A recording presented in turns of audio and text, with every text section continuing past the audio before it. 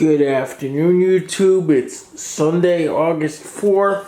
It's just a little bit after 2:30, about 2:35. It's time for another shop video. And as you can see, there isn't really anything on the bench, so I'm gonna do another one of the cybersecurity videos. And what I want to talk about today, now that I know enough of the details, is the Crowdstrike disaster. What the heck is Crowdstrike?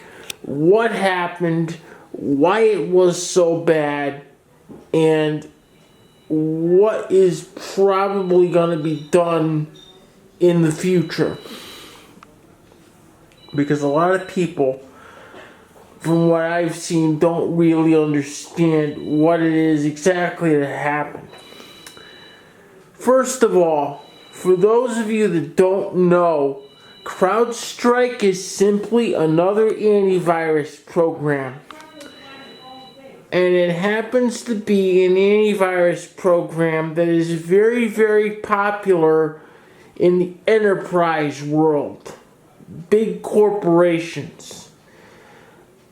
It's not all that popular for small businesses and individuals because the CrowdStrike subscriptions are relatively expensive.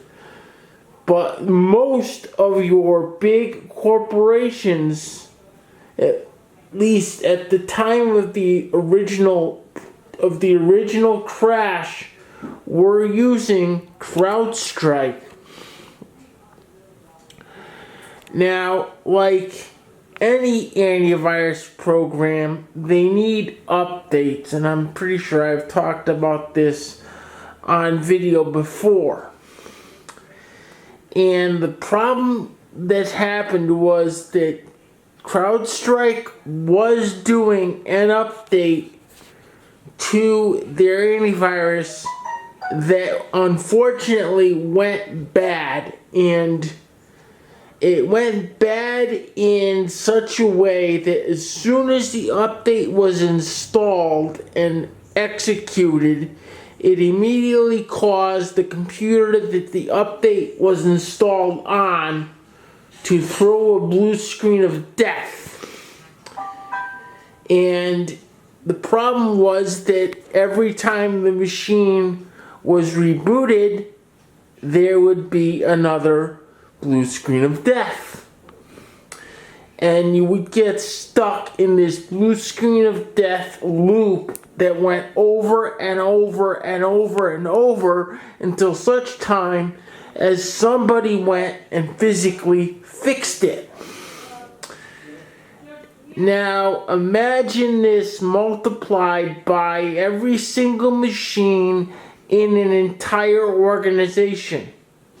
100 machines, 500 machines.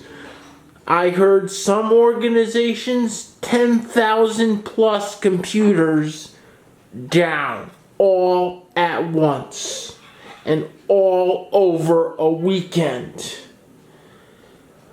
And the worst problem with this is you can't fix it remotely. IT people have to go to each individual affected machine, go into the command prompt in the Windows recovery console, and delete a specific messed up file. And then once you reboot the machine will come back up normally. Again, imagine this multiplied by tens of thousands of times. Also, this affected virtual machines and cloud-based Windows installations.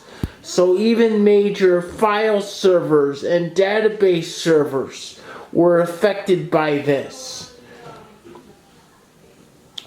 And because of the fact that individual IT guys were needed to go to each machine and physically correct the problem, in order to get the machines back up, it took a great deal of time. In fact, Delta had a huge problem with getting their systems back up so they could resume flights. And from what I understand, the specific problem that Delta had was caused by the fact that most of their IT guys actually are remote workers. And this is a problem that you cannot fix by remote. So they had to get IT staff to come into each facility that had a problem and correct the issue. Unfortunately, Delta took too long to get this done, and now they're being sued. So we'll see what happens with that mess. This whole Crowdstrike thing is part of the reason I'm no longer a fan of third-party, i.e. non-Microsoft antivirus programs. Those of you that have been with me a long time know that I used to use AVG.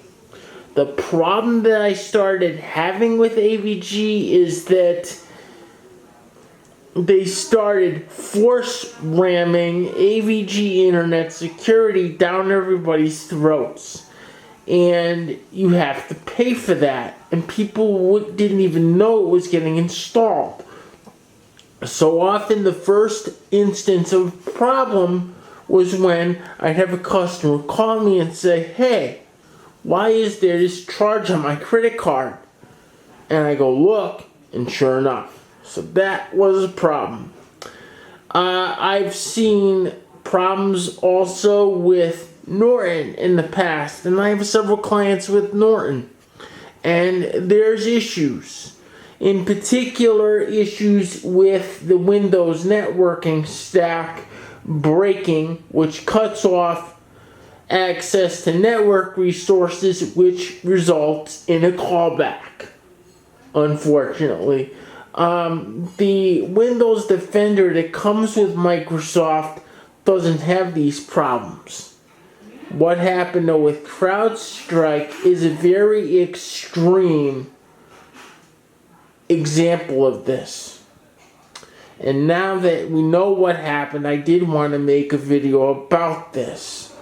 That should be all for this video. Feel free to rate, comment, like, and subscribe, especially if you have questions. And I will see you all next time. See you soon. Bye-bye.